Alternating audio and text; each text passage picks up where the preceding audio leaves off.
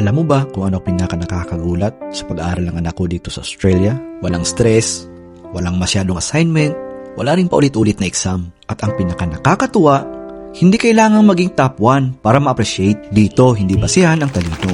Ang tinitingnan ay ugali. Moving on to the PACE Award. From 1 to A, consistently showing enthusiasm, a positive attitude and kindness towards others in every PACE lesson.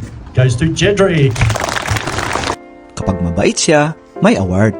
Kapag tumulong sa kaibigan, may papuri. Kapag nagsikap, kahit hindi perfect, pinapalakpakan. Dito ko nakita ang tunay na halaga ng pagkabata. Hindi pressure, hindi paglalaro, hindi kompetisyon, kundi kabutihan. Kaya kung tatanungin mo ako kung masaya ba ako sa school dito sa Australia, para sa mga magulang na nangangarap ng mas masayang edukasyon para sa anak nila, baka ito na yung sign.